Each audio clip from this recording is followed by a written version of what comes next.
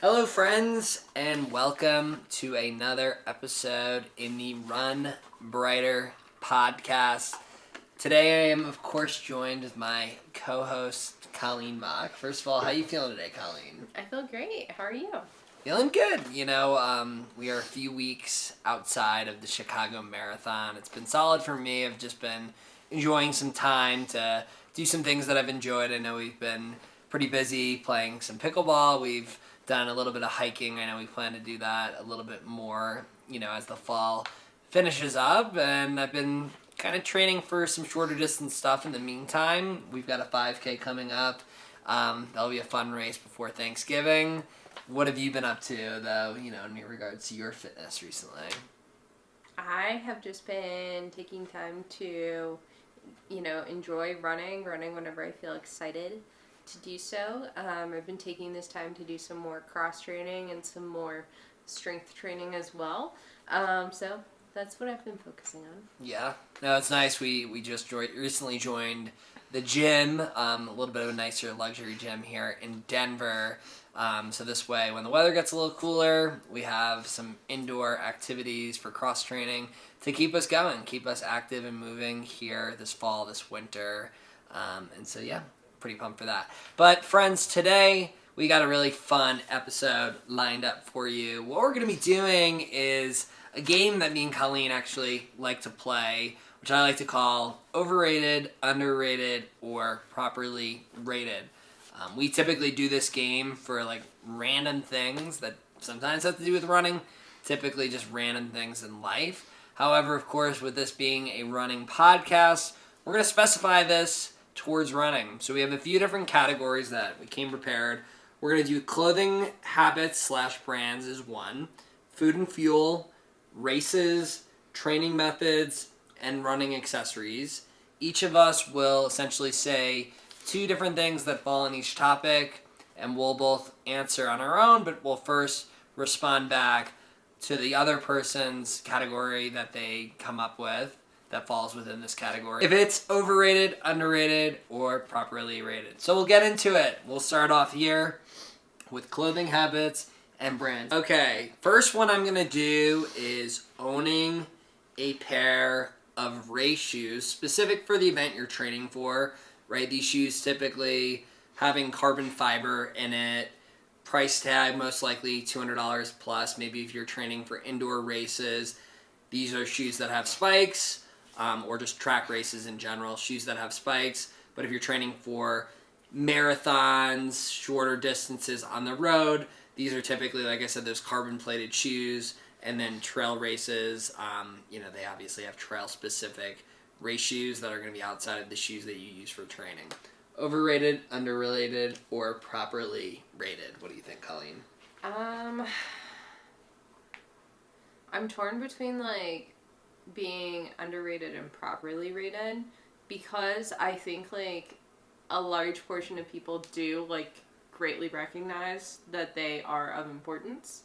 And so I think I would largely say that they are properly rated, but I do think that there's a certain section of the population that underrates their significance. And I was one of them whenever I first started running. I didn't understand what the significance was with the racing shoe. And so I think that I'm leaning more towards properly rated, but I do think there's a good section of people that underrate them.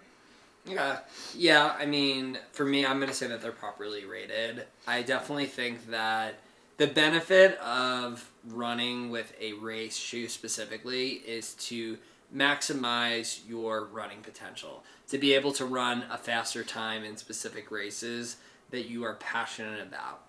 You don't need to have racing shoes, like these fancy $300 shoes that you might see out there, in order to run and complete a race, right? I think that if you are someone that has been committing to running for a long time, you are seeing yourself at a high level of fitness, and you want to improve that time, and you're having a hard time doing it, well, time to invest in yourself maybe, and a pair of race shoes is definitely a great way to do it. But if you're someone that's just figuring out the sport and learning about the sport, feeling like you need to get into a pair of shoes like this, I don't think is needed. And so I feel like it's properly rated because typically the right population is buying the shoes in the running space. I'm sure there's plenty of people who buy them who probably need to work on their training before buying them, and people who don't buy them who probably could benefit, but I do think it's properly rated among the group. Yeah. Yeah. I agree. Cool. I am going to say, like, vests for running. Like a vest to be worn during, like, when it's cooler out.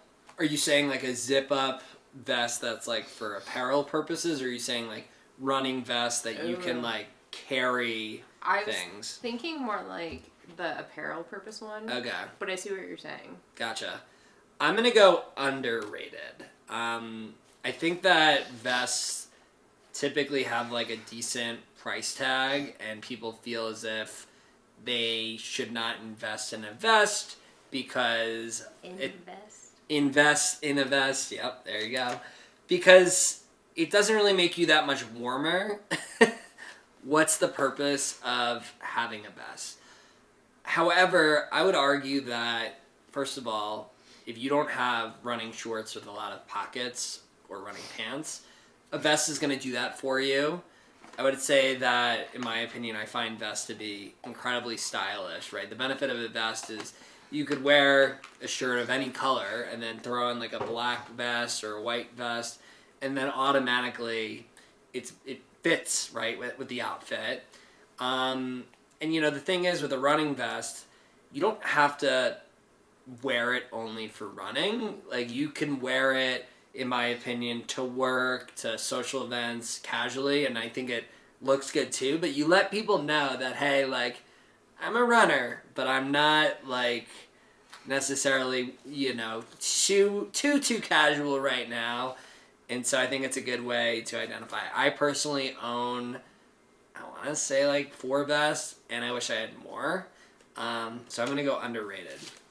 Yeah, I agree. I think that they're underrated too. I currently can't find like my running vest, and I'm really upset by it. Like the cozy fashion running vest that I have. I think that they have like so much utility in winter running. Like it's not even that many more pockets. Like 2 pockets shouldn't make as big of a difference as like I perceive it to making. But like for me, I feel it's a world of difference.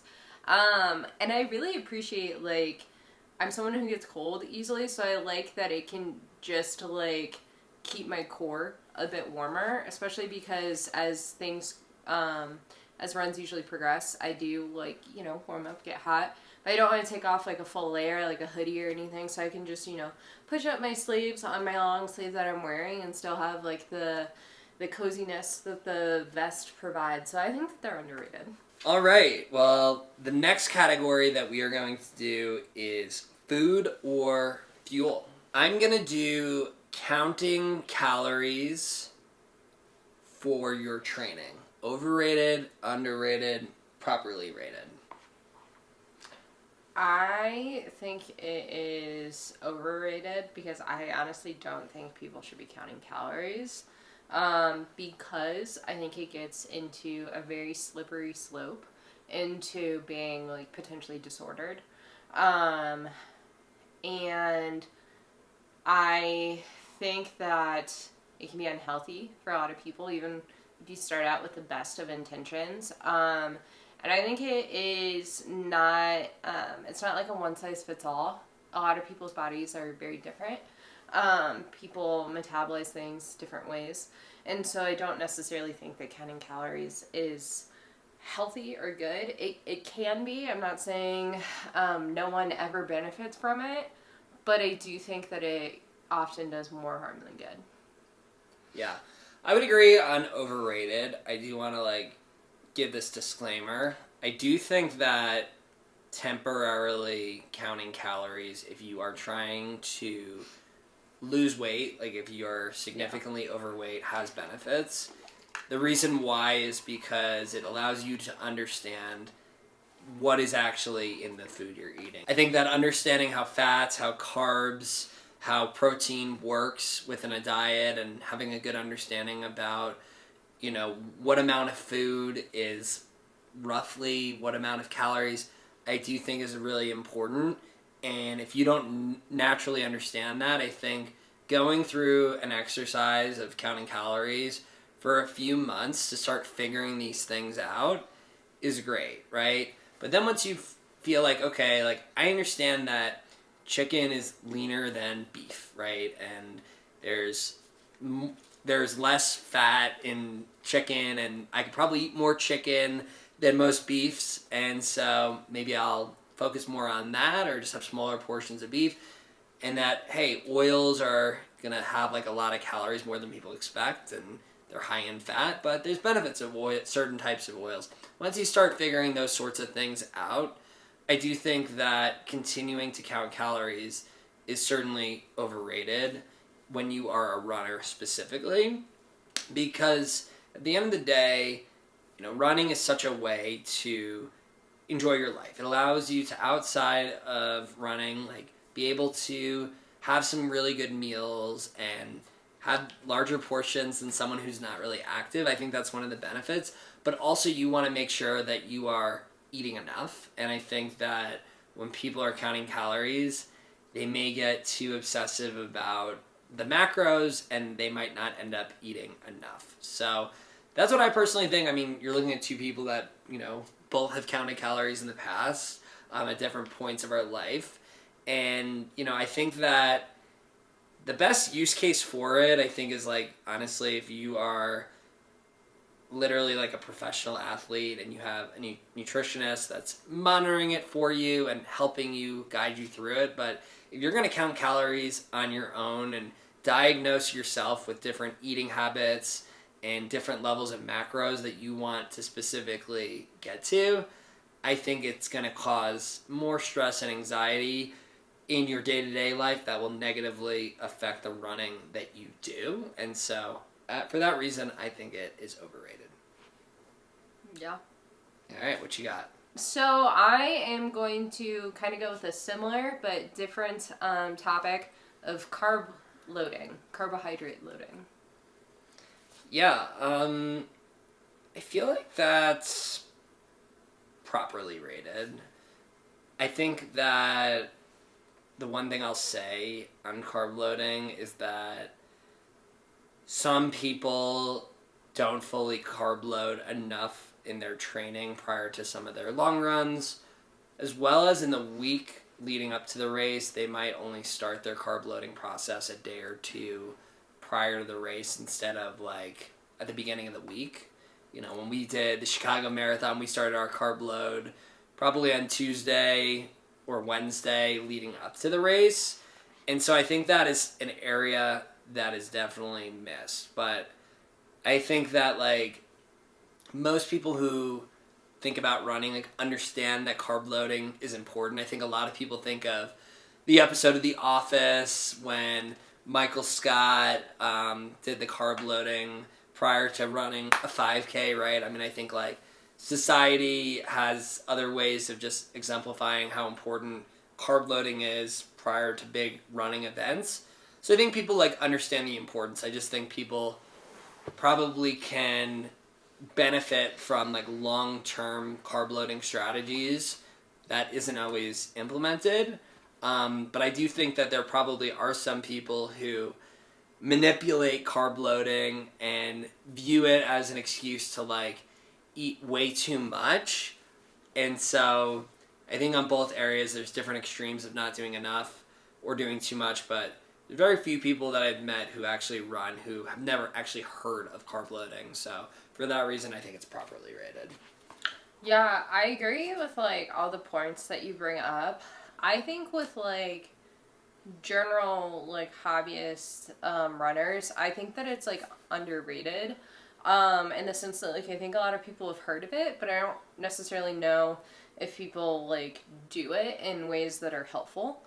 So some people might conceptualize carb loading as like I'm just gonna eat like one more bagel a day than I usually do, or like I'm going to have like a normal serving of pasta the night before and like call it that. And I think that it's like underrated to be like properly used.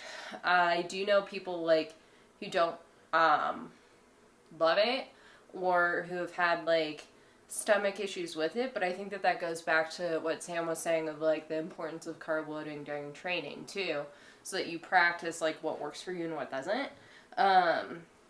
So I think that it's like my perception of it is that with like general hobbyist runners, it is underrated in the sense that like it doesn't seem to be being properly utilized. Cool. Sounds good. The next topic here is races. For this one, I'm going to do running a race either in a place that you've lived or a place that you actively live.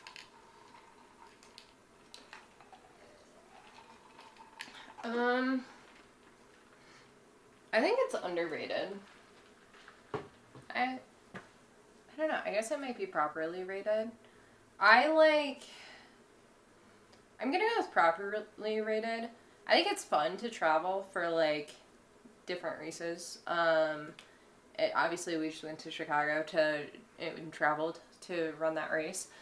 But I think that there's like so much value in being able to like sleep in your own bed. And not having to rely on like public transportation or not knowing the city. So I think it's properly rated, and that it's like very convenient and you are able to have more like support from local friends and things like that. Yeah, I would say that I actually think it's underrated because I think that there's definitely a lot of people who will opt out of running races in their home city, and maybe they do like one or two big races a year and they travel for them because they want to do certain bucket list races. Think of the 7 world major marathons. I mean, that's a huge trend. Or just like other big marathons, shorter races, longer races. A lot of people focus on the specific race comparatively to the location. But I want to double down on what you said. I do think that running in your home city, it's very convenient, right? You don't have to pay for a plane ticket. You don't have to pay for a hotel, sleep in a different bed, potentially have a time change, right? Like all of these things, while it is great to travel and have that experience, it's time consuming, it's exhausting, and it's expensive. Whereas when you can just wake up and drive over to the start line and run a race, and typically if you're in like a smaller city or you're doing like a local smaller race, those races tend to be cheaper, right? And so I would love to see like more, and I'm not saying this that people don't do this. There's plenty of people these races do really well, but I would love to see like more appreciation and overall excitement when it comes to people running races in their local communities, because they exist for a reason, and there's a lot of like phenomenal experiences out there that I think some people might miss out on. So I'm gonna go underrated. Cool. I'm gonna go with like a race distance for mine. I'm gonna go with the 10K as a race distance.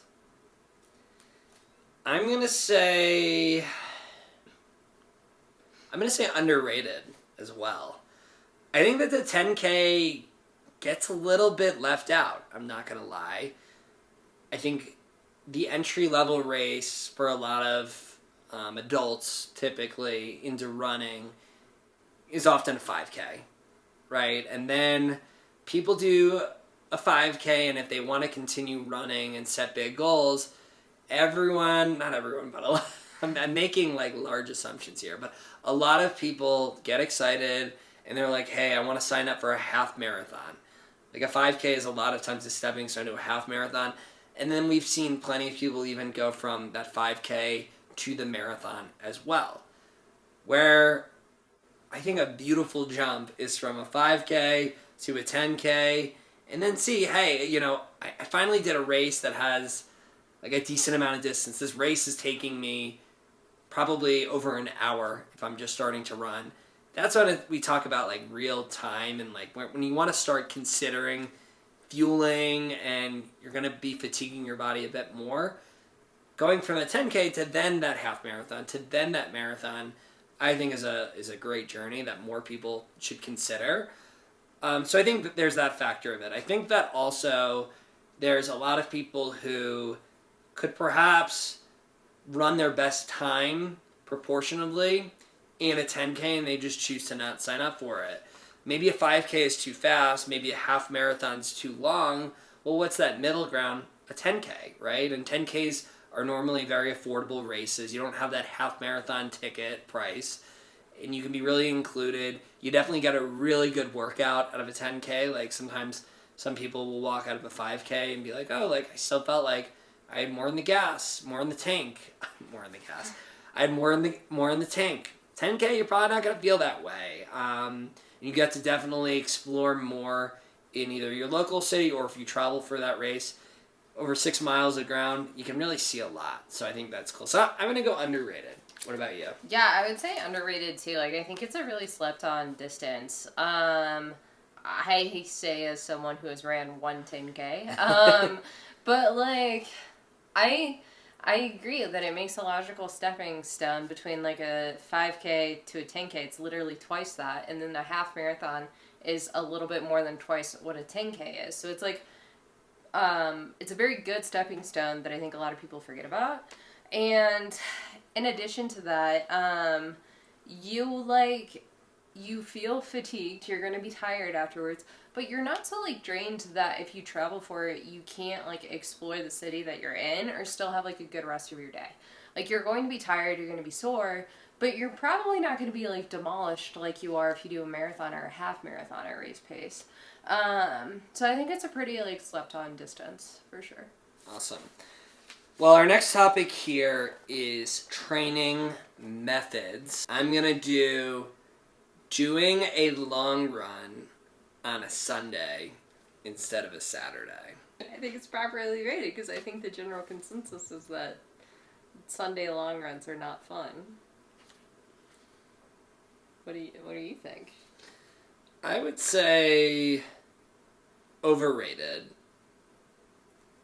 I would say my reason for that is that I think a lot of people like to push their long run to Sunday instead of just doing it on Saturday because they want to like feel recovered, right? They want to have their rest day on Saturday, for example, enjoy their Saturday, but I think that if you want to like overall enjoy your weekend the most and have like the most balance, I think that typically Friday, right, like after work, I'm pretty tired. If you work hard, you've had a long week, and I really enjoyed like Friday nights, like doing our nice fun pasta dinner, staying at home, waking up early on a Saturday, doing the long run, and then you have all day Saturday after that run, and then the freedom of having your Sunday off in that week.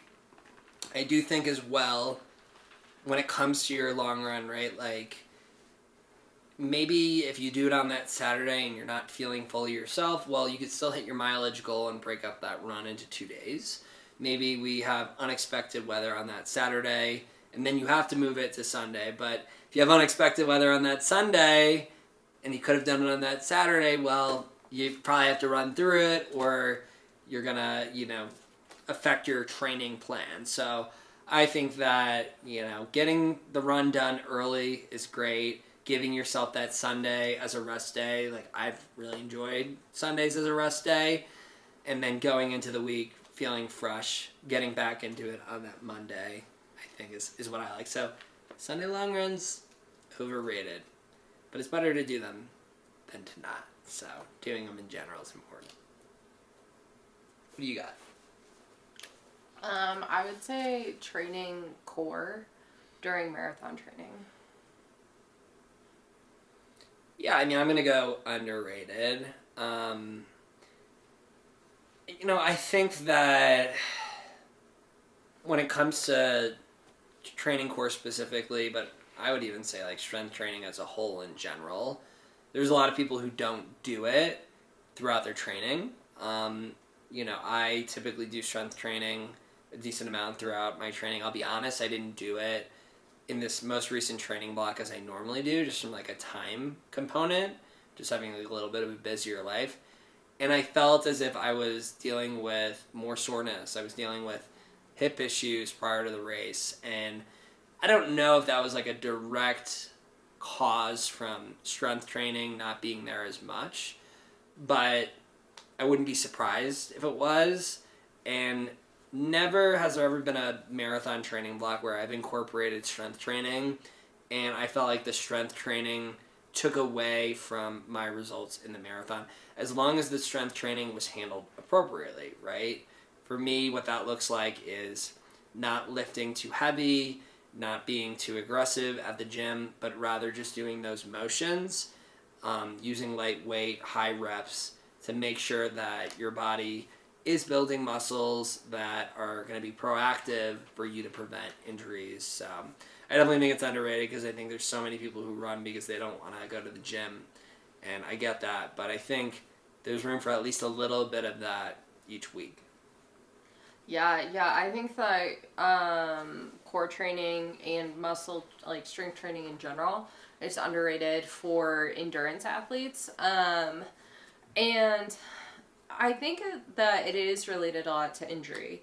There were studies that like the NFL conducted to try and identify what some of causes of certain injuries are from.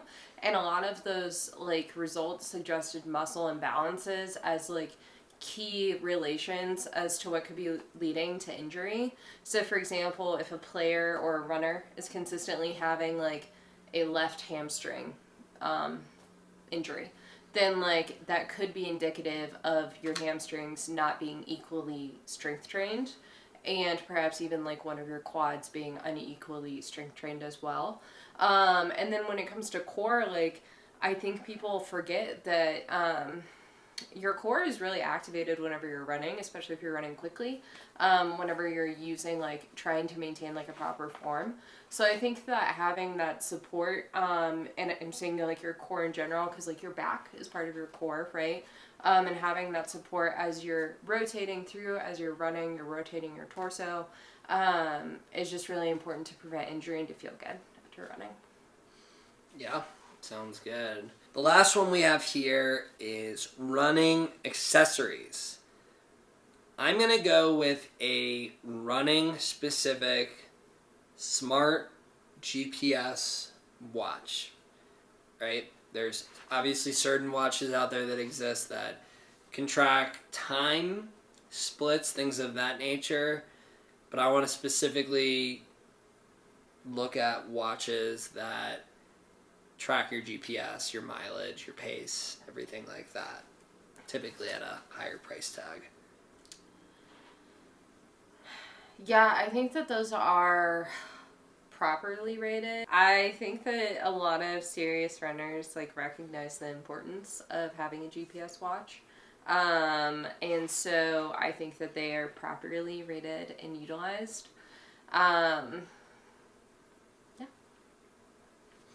Yeah, I think it's underrated.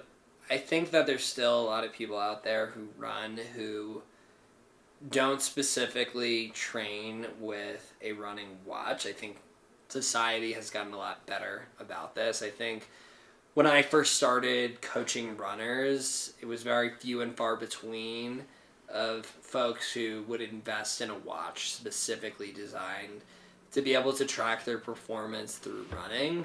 And now there's people who have these watches who don't even run. So we've definitely flipped a switch on it. With that said, I definitely think that there's people who run who have these watches and they don't utilize them to their fullest capabilities. When we talk about all the metrics that you can look at to be able to track, your improvement, right? Just because you go on a run and you track your pace one day and then, a month later you track the run and you're like, oh, I think a while ago I, did the same sort of run and it took me 20 seconds slower per mile compared to now I'm getting better. I think that's great, right? But you can look into that deeper. how is the weather different on those days? How are your stress levels on those days? How is your sleep going into those days? And, are you doing the same route? Is there more elevation, less elevation? Taking a look at all these measures can really give you a good idea about how your fitness level has improved, right? There's, of course, runners who don't have these watches that I think would certainly benefit from it. So that, of course, makes it underrated as well. But I think the big picture is just using the watch with its features as a tool. Some people will only use like the custom design that is given to you as far as taking a look at analytics while you run. Very configurable, and so you can change the settings towards like what you specifically care about. And it's just a really good way, in my opinion, to have a very good look at not just your running, but your overall fitness journey and to see trends on how you're improving. I think where it can get dangerous is when you're scrolling through Strava, comparing yourself to other runners and looking at it that way. However, if you use the watch as a tool to reflect on your own improvement and look at your own personal milestones, I think it's a really fulfilling journey. So I think it's underrated. Cool. I'm gonna go with like running specific sunglasses. Well, I just bought a pair today, so it's hard to say. I'm going to go with properly rated. I think that as long as you're wearing sunglasses when the UV index is high, like they don't have to necessarily be running specific sunglasses. Like for example, me, I have a pair of like more casual wear sunglasses that I've been training with, and they've worked well. I mean, they are like nicer sunglasses that come at like a higher price tag than something you'd probably see at like your local drugstore, for example, right? But like, I think that the big picture is you should probably just wear sunglasses, and if they're running specific, that is great. That's something that extra you can do and invest in. There's cheaper running sunglasses that are out there. Some people may not find them stylish for normal wear, right? So either way, it's an investment. And for example, I just bought a new pair of running sunglasses today that came at a higher price tag. It's a long-term investment for me, and I feel like I will not have to buy running sunglasses ever again, and it's going to replace the casual wear ones, and I think they're pretty fun. So, I think like assess your climate of where you live, right, or where you run. Obviously, if you're someone who only runs on the treadmill, you don't need running sunglasses, right? If you are someone that lives in an area where, it stays cool through the year, it doesn't get too sunny, well, you don't need those glasses. If you don't run when it's very hot out and very bright when it comes to the sun, or you run in the morning or late at night, you're not going to need those. But I think that, for us, we live in Denver. The UV index is high. We have a lot of sun. It's actually the sunniest city in the country. So I probably should have made this investment a while ago. But when I was living in New York, I didn't feel like I needed it as much, if I'm being honest. I think that living in an area with tall buildings blocks a lot of the sun as well. But in Denver, we don't have as many big buildings. We have year-long sun. I'm sure if you're living in somewhere in the South, like a Florida, like a Vegas, California, areas like that, I definitely think it's needed. But I don't think everywhere, so that's why I'll say properly rated. I'm going to go with underrated. I think that running sunglasses, again, like what Sam was saying, not necessarily like ones that you're spending tons of money on. Like you can buy like more affordable running specific sunglasses, like Gooder, Tifosi. Those are a bit more affordable. If you want to move on to like Oakley's, some of the other higher end ones, that's great too. I think that it is underrated in the sense that like, yeah, sunglasses obviously protect like your eyes from the sun, the UV rays. But for me, they also help like keep dust and other stuff out of my eyes, and helps prevent like on long runs if it's super windy, for my eyes from drying out as quickly with the wind. So even like whenever I lived in places that were less sunny, I still liked having sunglasses whenever I was doing different types of outdoor athletics because it just protected my eyes. And you can get like those sunglasses that have less dark lenses in case you're not in as sunny of an area and you just want more of like the wind block or whatever it is. And so I think it's underrated too to have like a running specific pair because they just, and from my experience, it feels a lot better. I have a pair of sunglasses that I like to wear whenever I'm riding my bike, and they like bounce if I try to run in them. So like I like having the one that's for running that fits, stays on my face, gives me a large protection from the sun, from the wind, from all the dust that could get blown up living in a desert area. And so I think that it's underrated to have sunglasses specific for running or just like outdoor activities because it does protect from the sun, but all those additional things too. And also it just kind of makes you look cool. So I think it's underrated. Cool. Well, those are the 5 topics. Good job, Colleen. Thanks for joining. Thanks for listening, everyone. If you have like certain topics that you want us to try, or if you want us to do this again, let us know your feedback. Hopefully this was a fun episode for you. If you are looking at signing up for a race anytime soon, you don't know where to start, you need help, you need coaching, you need someone who's going to motivate you and give you structure to your training, reach out to me directly on runbreiter.com, runbreiter.com. Schedule your free running consultation, and we will work together on forming the perfect personalized running plan. And feel free to check out some of our other content. Of course, we got this podcast, but we're on YouTube, Instagram, Facebook, Threads, and TikTok. That's all I got. Anything from you, Colleen? Don't forget to run brighter. Don't forget to run brighter. See you again soon. Thanks, friends.